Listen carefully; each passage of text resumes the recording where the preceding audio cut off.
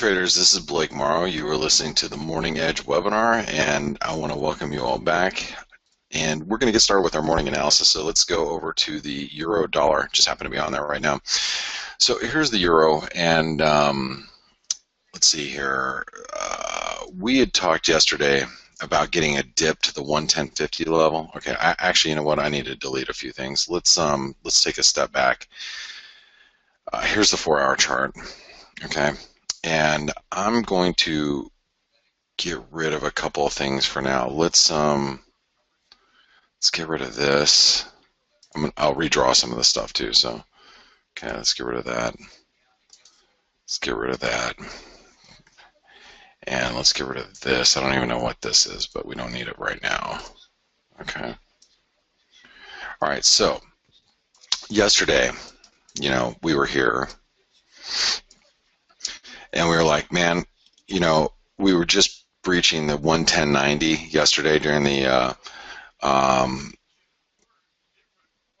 we were just sitting here at the 110.90 yesterday's morning edge, and we just started pro below it. I'm like, okay, let's let it, get to 110.50 and bounce, all right? And it never did. It came to like, 110.70. And then bounced, and it never really, never got down here. Now here's the thing. This trend line right here is still in play. We drew this out yesterday, but you can see more specifically, it looks like that. All right, still in play. That also means that this support down here is still doable, which comes in at, 110.50, 110.60. Now, why is this red line here? Well, the red line's there because if you go out to the daily chart and you look way back here, in December, the high was 110.59, 110.60. Okay, we went to 110.70 yesterday, the low, 110.70. So we missed that previous resistance, current support by 10 pips, but we're not lifting, so I still think it is possible that we drive, down here to the 110.50 today.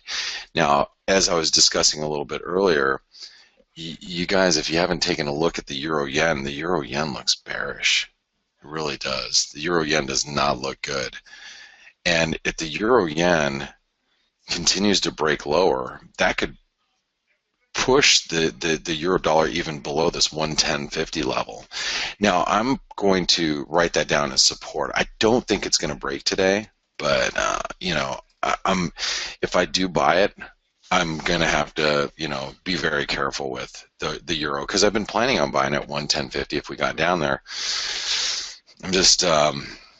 I'm not too sure how aggressive I want to be down there. You know what I mean? If we get long. Now, the flip side is, to the upside, the pressure's not coming off until we break over these highs. So we have to break 111.40 now to take the downside pressure off the euro, 111.40.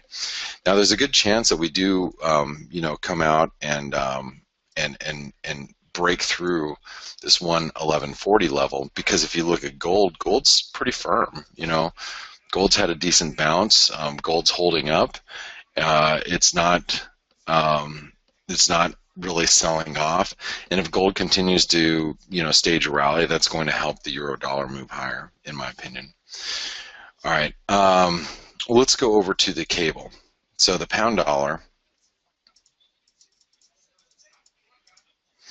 like I said, it's real heavy today. Brexit fears, it really is getting the best of the cable at the moment. And I'm going to delete some things. We've had this chart. We've had everything drawn out here for a while, and I think I'm going to delete a few things. Let's remove. Oops. Let's remove everything. Let's kind of redraw. Everything's getting a little messy here with the cable. So I think, sometimes when your chart gets so messy, you got to take a step back and, and kind of delete everything and, see everything again with a fresh point of view. And I think that's probably going to be pretty good for us today. So as you've seen here, we stopped at the 50% retracement, right? Okay, stopped at the 50% retracement.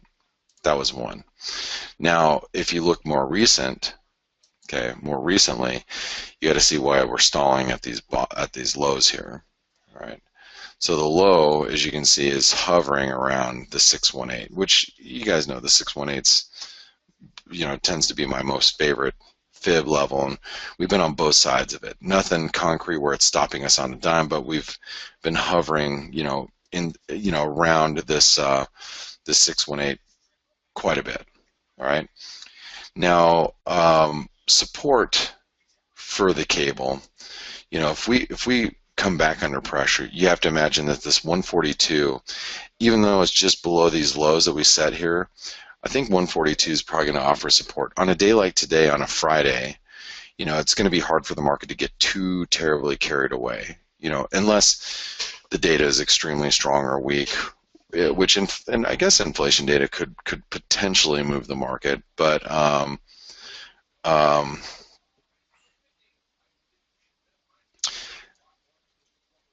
I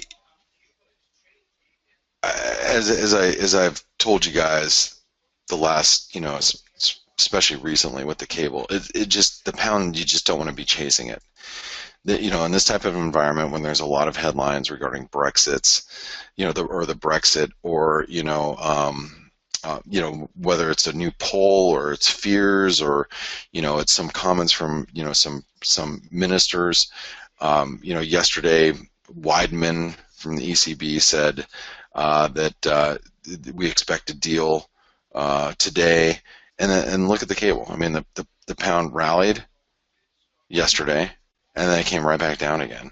Extremely frustrating. So you got to be careful trying to chase this thing higher. If you would have been buying on those comments that came from the ECB yesterday, I mean, I think it was Weidman. I'm pretty sure. But anyway, if you would have got all excited yesterday, I mean, you're just deflated right now. So just be really careful with the pound. If it drops to new lows and it drops to trend lows, and you go, oh my God, we hit new lows, be careful to chase it down here. I think 142 is probably going to support it for today. There's no concrete evidence right now that there's going to be a Brexit. There's not, so if it's fears, it's maybe some fear mongering, maybe it's a headline, and just don't get too carried away on the short side. Okay, the second part of that equation is the long side. I don't know if you really want to get too carried away trying to get long through here. You can see all these probes right around the 144 level. 144 level seems to be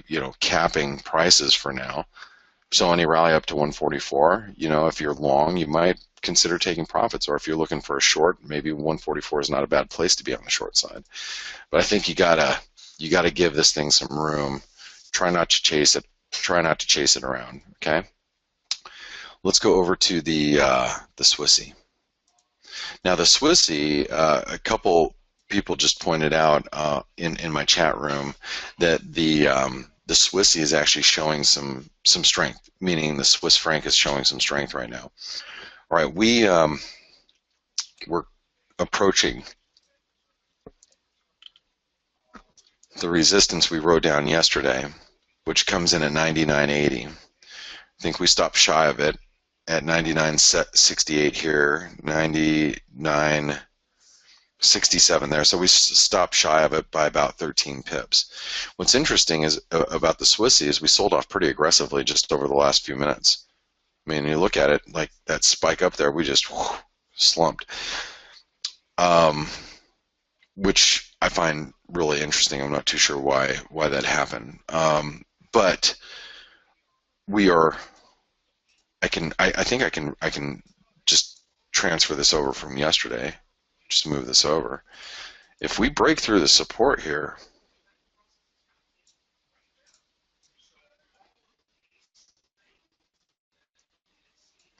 so if we break through the support that comes in at 99 cents, I mean that could trip some stops all the way back down to 98.15.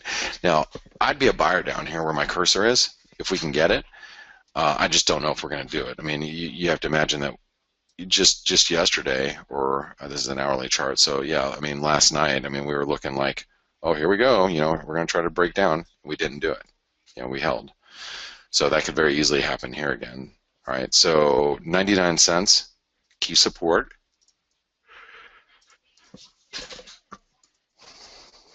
And then resistance is 99.80. So even if we hit new highs by 10 pips, you got to be really careful. We are in a range, unfortunately. Let's take a look at the dollar yen. So the dollar yen, I added to my short yesterday at 113.80, like 2. I was in the chat room when I did that, and then I exited that last night when we were, when I was at the baseball field with my son. I exited what I had entered, or the same amount that I added yesterday. So when I added up here, I just removed it off the table. Now the dollar yen is we're finding some support ahead of this the 618, and this is what I was primarily worried about last night in the live market alerts in the wrap, which you can read right here. Says dollar yen is trading heavy and closed on its lows. It's looking for 112.50 to hold this evening. Resistance at that 114 level. I knew we were sliding pretty quickly when I was playing baseball with my son yesterday, and we were just started touching the 70s, and I'm like, man, that was a pretty quick move for no reason in Asia, and that's why I'm like, I knew that key support was here, so I'm like, I'll just start taking a little bit off the table.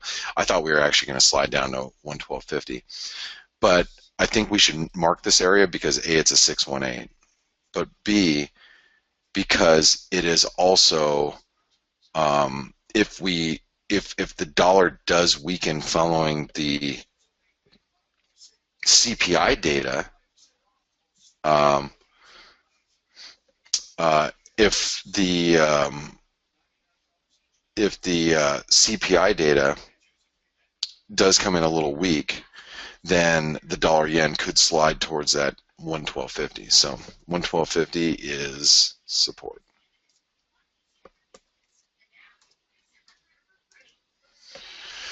Resistance, okay, on the other hand, is any move back up to 113.40. So if you guys want a place to short the dollar yen, if that's your cup of tea, that looks like a very nice place to be on the short side if you can get it. Okay. Previous support, we acted as resistance. If we knock our head up against it again and we look like we're going to fail, being short up here at 113.40, 113.30, probably not a bad idea.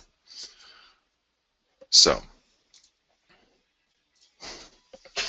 113.40 is resistance. Oh shoot, what? I'm putting the decimal points in the wrong spot. Friday, and I'm really tired today. I'm extremely tired. I've been not getting a whole lot of sleep this week, so,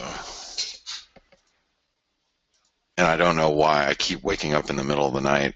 Like, just not like my positions are super aggressive, Like usually whenever I have a tough time sleeping, it's because my positions are probably a little too big, and so it stresses me out, and then I'll wake up in the middle of the night. But every night this week, I've woken up in the middle of the night for no reason. Like, I wake up and I'm like, what am I doing awake? And then I just try to force myself back to sleep, and it takes me a while, but I do it. But it's happened like every night this week, and I don't know why. Like every night around midnight. So I don't know. So if I sound a little tired, I'm a little worn out today. Dollar Canadian. Let's go over to the CAD. So the Canadian, I bought it yesterday, just so you all know. Okay, so there's a couple things that I did. So the Canadian, I shorted it yesterday, like just before I got off the webinar, I think on the morning edge. I shorted it. And then as soon as I came off the morning edge, it was either morning edge or lunch money. I think it was, I can't remember which one it was. But one of the webinars yesterday, I said, okay, I'm going to short some the dollar Canadian at 136.72 or something, or 75. And I turned around as soon as I came off the webinar. I'm like, I'm not even comfortable with this, and I got out of it. And I basically took it for a flat. It was like maybe a couple of pips or something. And then after and I told everybody, I'm like, yeah, I'm just going to get out of that. I don't even know why I'm shorting it down here. It doesn't make any sense because we're too close to support. I'm like, I'm not comfortable. and especially with crude oil inventories coming out. And so crude oil inventories came out a little bit later. So I think I got out like right here. They came in a little bit later, and we spiked up. And then I got long the dollar Canadian at like 137.31 or something, and then I sold it in the 40s. So I ended up making like 15 pips here or so in the dollar Canadian. Now I'm not trading the dollar Canadian right now. Only Canadian exposure I have is short Canadian yen, but I don't have any like dollar Canadian exposure at the moment. And really, what we've done is we have stopped at really critical support, and today that support comes in at 136.30, which is going to be the spike low down here, and it also is the 38% retracement. That is ultimately key. Okay, 136.30, and while we're above that level, I don't think it's wise to be on the short side, especially while you're so close. Now, if we rally back to 140, that might be a good place to be on the short side, but being short down here, I really second guessed myself yesterday when I came off the webinar. I'm like, yeah, that doesn't make much sense. All right, and I got out, and I'm glad I did. Even though it was a couple hours later after that, the inventory data came out, but yeah, I don't like being short down here. Now, if we break through 136, that is a game changer for the dollar Canadian, just so you know. All right, but right now it's 136, 136.30.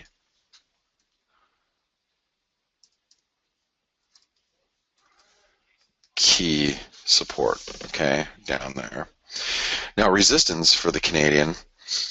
Let's figure out where that's at. I mean, it's ripping right now. What the? Oh, no, it's not. Never mind. I thought it was moving quicker. But I got out of this. I got out of it yesterday, like in the 40s. But now remember, we do have retail sales and CPI today out of Canada. So it is some market moving data.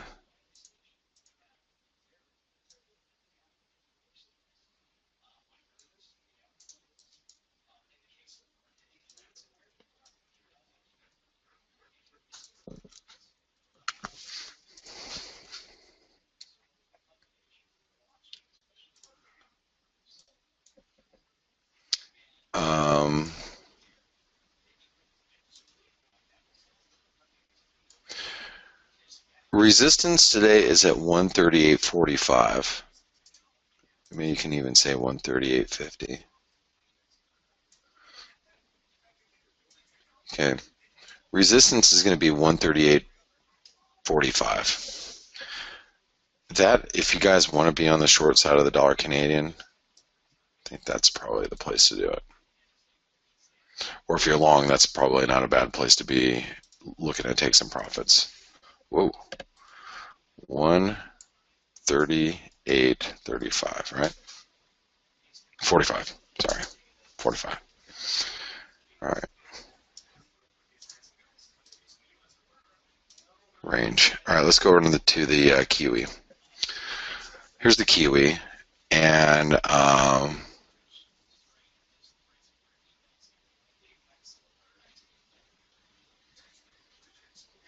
Kiwi is stuck. I mean, look at how crappy this thing is. 67 cents, 65.50. There's nothing to do here. Unless we do this, or unless we do this, there's nothing to do. So, I know I've said that for the last 2 weeks, but it's really true. And thank God, I mean, I hope none of you have been trading the Kiwi or in the Aussie. I think I've been pretty adamant by explaining to you guys that I have no interest in trading these. And they're doing nothing, nothing. So, probably one of my better calls this week has been, don't trade the Aussie or the Kiwi, right? I mean, seriously, because think about, how many of you guys, I mean, I've been questioned by a lot of you guys like, hey, is the Aussie a great short here, or is it a great long? How about the Kiwi? And I'm like, I'm not dealing with them right now. There's nothing to do. Same thing again, 72 cents, 70, 60. I could probably get us a better resistance for today, but 70, 60 is going to be great support.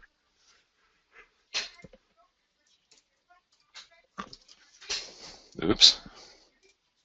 70, 60. Resistance, I mean,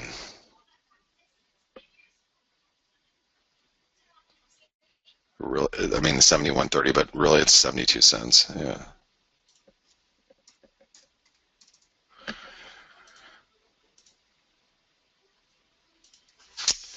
All right, dollar index.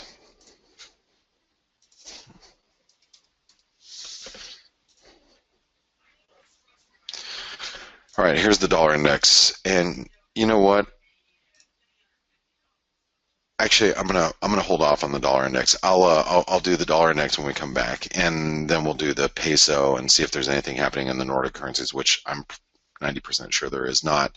So then I'll have plenty of time to answer your questions when I get back. So don't go anywhere. I'll be back in a few minutes. Thanks, everyone.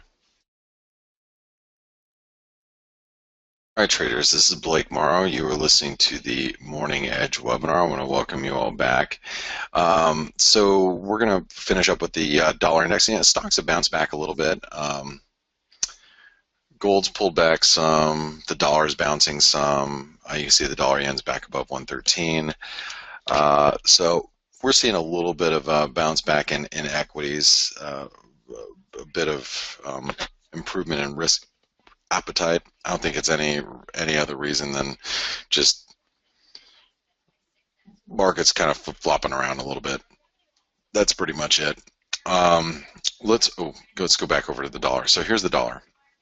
All right, so the dollar is, you can see, very, very, very range bound. This is a 15-minute chart, but should probably go over to an hourly and show you how tight things are. And you can see this is, I think this really sums up what is happening in the market right now with the dollar and how things have been very choppy. I mean, you look at that, if your focus has been on the dollar, you know, the focus has been on the dollar. You can see it's been probably extremely frustrating for you for the last week, really. You know, this whole week has been very frustrating. Just if you're focusing solely on the dollar, or just solely on maybe the euro. 79.10 is resistance. 96.60 is support, and that's pretty much it. Okay, let the dollar find its way out of here. 96.60, that's support, and 97.10. I'm putting asterisks next to them because I think they're really important. You know, you need to let the dollar. You need to let the dollar really show you which way it's going to go versus you assuming you know which way it's going to go. You know what I mean? Because right now, I have no idea which way the dollar is going to go. I mean, I believe the yen's going to continue to strengthen, so I think the dollar yen's going to go down, but that doesn't mean the dollar as a whole is going to go anywhere. I mean, everything's just so range bound. Everything's so range bound. Let me say that again. Everything's so range bound. Oh, yeah, I guess it is, isn't it? All right, so let's go over to the peso. Now, peso, it has bounced back a little bit. I still have orders to sell the U.S. dollar Mexican peso. I have two orders to sell the peso. One at 18.50, the other one at 18.75, right here.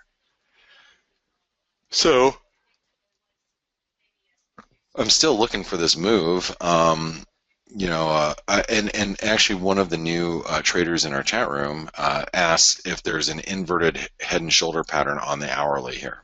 Okay, so you tell me. And let me move. Shit, actually, let's get rid of that, and then I can put it back. Is that an inverted head and shoulder pattern? No, it's not. You know why? Because this happened. That happened. So this actually is, believe it or not, a double bottom. Or you can say just say strong support right now, you know, because this looks like resistance, you know, and if we break above here, okay, we could actually challenge that resistance up there and then roll over. You know, you get a range extension of this, comes here, pushes it up there, and then we roll over. That's entirely possible right now. Okay, so I'm going to draw back those fibs. You know, I think for today, you know, if we can break above this 1837, right? 1837. You know, we should pop back up to 18. That's 57. It's 38% retracement. Previous support, current resistance, all this stuff right through here probably will come into play. Okay. At 1860, maybe. So the 38% is here, but 1860 be the first level coming into play. So let's go over to the U.S. dollar, Mexican peso, resistance at 1860. Okay, support is obviously 18. And I'm not getting long. I'm just looking to get short. That's it. But this is key support. I hope we don't break it, because I would like to see 1860 before we see that 18. It is in range. Okay, let's take a quick look at the Norwegian krona. Not doing anything. Swedish krona. Nada. Nothing. Zilch. Zippo. That's the Swedish krona. That's the Norwegian krona. Very tight ranges. Okay. That's it. Again, very, very, very, very, very, very range bound. Now, again, no, what I say again, we do have CPI. It is coming out in 24 minutes. We have Canadian consumer prices, CPI as well. We have Canadian retail sales. There is one last shot that things are going to move today. Let's hope. Let's hope. Now, what I think the risk is, and I know I said it, and I'll say it again. I think the risk is that, you know, inflation comes in a little hot, and if it does, the dollar might actually get a boost here. Now, I don't want that necessarily to happen because I have a short dollar yet, and that's my dollar exposure right now. But you know, if inflation ticks up higher than expected, you know, expectations are a negative 0.1% for CPI. Markets expecting core CPI to come up a little bit, which makes sense, especially with PPI and wage inflation starting to creep in. But yeah, if consumer prices really start to tick up despite the weak crude prices, the dollar's gonna firm, you know. But CPI has been very, very unresponsive and very, frankly, deflationary. So, but will it make the turn today? I don't know. But if it does, it could give the dollar a boost. Okay. All right. Let me see if I can take some questions this morning. It's been pretty slow, but I can really try to knock out some of these. Let's see. Thomas writes in, good morning, Blake.